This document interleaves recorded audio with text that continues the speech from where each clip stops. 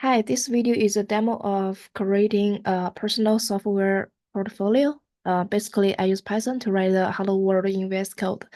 I'll share my screen and let's go over. Look at here. Let's run the code. Print out Hello World, don't let the world change you when you were born to change the world by Elder Bradley R. Wilcox in October 2024 conference.